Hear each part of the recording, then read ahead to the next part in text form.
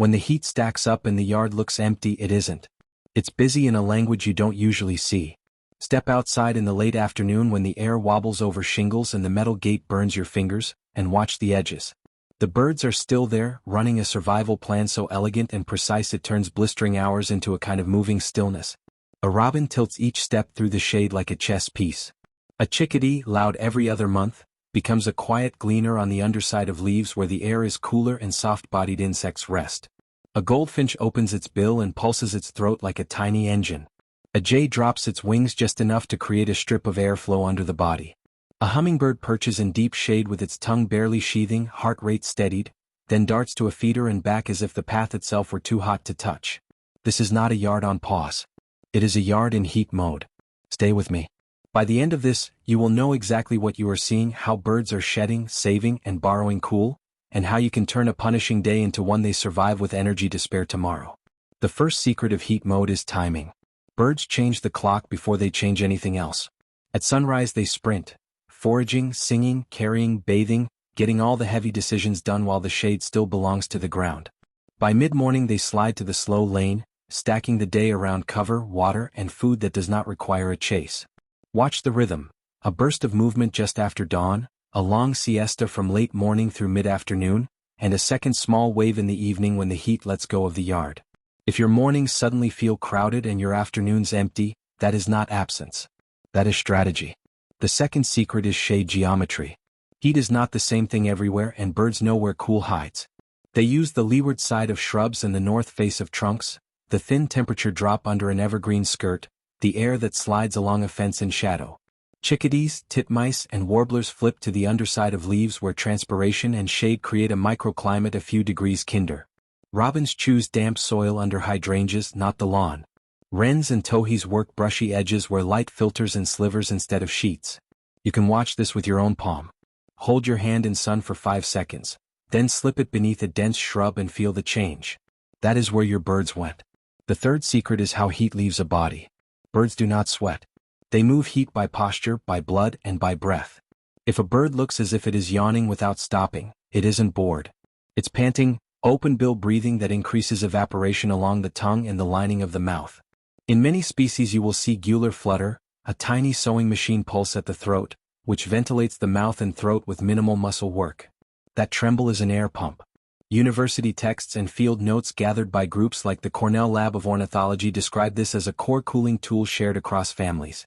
You'll also notice wing droop, the slight lowering of wings to open the armpit area and create airflow under the body. On perches, birds often stand taller and shift so sun hits the narrowest profile. They align the long axis of the body to the light to reduce radiant load. Some species like jays and crows radiate heat through their bills. Legs and feet, bare, uninsulated surfaces, become tiny radiators. If you see a jay holding 1 foot off a scorching perch, that is thermoregulation, not rudeness. Water multiplies all of these tricks. In heat, water is not a luxury. It is an engine. Birds bathe more often but faster, shaking microdroplets into feathers, then perching in shade so evaporation cools the skin. Some species belly dip, briefly wetting belly feathers, then perching to use evaporative cooling across a larger surface. You will also see what looks like play in leaf spray from a hose or a mister. Warblers and finches flit through the soft fringe of droplets because flying through vapor is the safest air conditioning they can buy. A shallow dish in shade with a single flat stone turns into the busiest square inch of your yard afternoon. If you ever thought your birds disappeared on hot days, put that dish under the hedge and watch them reappear like a slow movie. Feeding changes with temperature too. On the hottest days, chasing insects in open air becomes costly. Gleaning wins. Look at the way a chickadee works a branch in heat. It pecks the underside of leaves, the shaded side of twigs, the bark's east face in late afternoon. That is not a random pattern.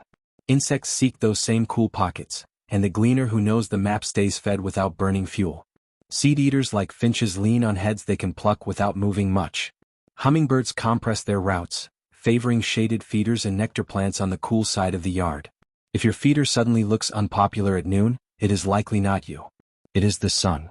Slide the feeder into shade and watch your traffic return. Nests and family life alter too. Parents pant at nests and shade chicks with their bodies. They reduce the number and distance of flights during the worst hours and increase visits at dawn and dusk. Studies on urban birds and heat waves, Summarized by Audubon and USGS. Note shorter foraging trips and more frequent use of water sources when temperatures spike. If you watch a cardinal pair on a hot afternoon, you will see them share duties in shorter, more careful bursts. If you see a wren stop singing while you stand near a box, it is not being rude, it is saving what it can. Heat raises the cost of every syllable. There is a behavior you will see on hot days that can confuse even experienced watchers because it looks like the opposite of what scents should do. Birds will sometimes sun. They flatten on warm ground, flare their feathers to make small skylights to the skin, and hold absolutely still with eyes half closed. In moderation, this is not heat madness. It is parasite control and feather care, a way to use radiant heat to dislodge mites and loosen oils so preening can do its work. Here is your rule of thumb, shared by rehabbers and field educators. Sunning is deliberate and often brief, with relaxed eyes and a slow reset. Heat distress is frantic or vacant. Rapid, open-mouth breathing, wings dropped and shaking, wobbling or grounding in the open, no response to close approach. If you are not sure what you are seeing, add shade and water immediately and give space.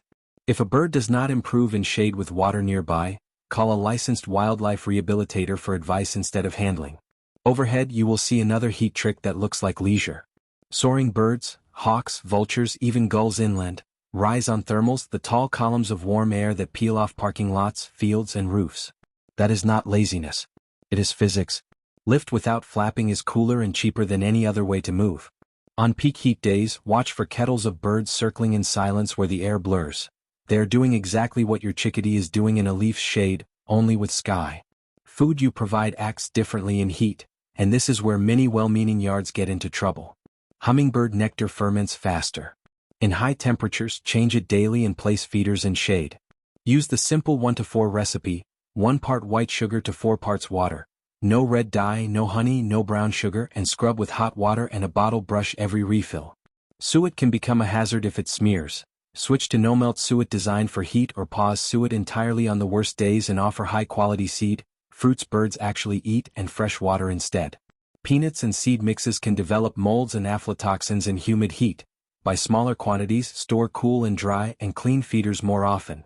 The American Bird Conservancy and state extensions repeat this like a mantra because heat takes yesterday's routine and makes it dangerous by noon. Windows and metal are different in heat too. Metal perches and pans can burn feet. Move or shade them. If you cannot hold your palm on a dark railing for 3 full seconds, it is too hot for bare bird skin. Glass reflections intensify in bright sun and dehydration can make birds slower to correct mid-flight. If you have ever thought about marking your windows on the outside with a simple 2-inch by 2-inch pattern of dots or lines so birds see a barrier instead of sky, a heat wave is your best day to do it. That fix helps in every season, but summer light makes it a gift. The yard itself can carry the heaviest load for you if you let it. Think in 3 layers. Ground, leaf litter, low grasses left a touch taller, a brushy corner that keeps humidity and insects where gleaners can find them. Midstory, shrubs that hold shade all day and create hop lines from cover to water to food. Canopy, a tree that breaks radiation into small pieces and lifts air off the ground. Native plants punch above their size here because they add insects and fruit where decorative plants add only shape. A serviceberry or chokecherry that turns white light into dappled air also turns June into thrush and catbird season. A coral honeysuckle or red buckeye in the southeast fuels hummingbirds without your help. A coneflower patch in the Midwest trades 1 watering can for a month of goldfinch joy. A desert willow in the Southwest gives shade and trumpets at once. A red flowering currant in the Pacific Northwest makes spring feel like a hummingbird lived in your pocket. If you rent, a single large pot can do more for birds than a tidy empty bed. You can stack small water wins without building a pond. A shallow dish in shade with a flat stone for footing. A pie pan tucked under a shrub.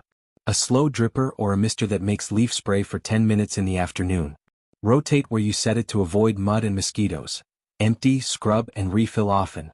Birds will show you their gratitude by appearing from places that looked empty all day. Warblers and finches that would never risk a full bath at noon will flick through droplets half a dozen times in a minute. Your schedule matters more than you think. University of Washington and other urban bird studies keep landing on the same truth. Birds learn specific humans and adjust their behavior to the pattern. If the person who waters the bath and cleans the nectar comes at a predictable time and moves without sudden lunges, the yard reads safer at that hour. In a heat wave, predictability is a shade of its own. A robin that does not have to explode from cover because you came out cursing a hose can keep its throat still for 5 more seconds. That is a win.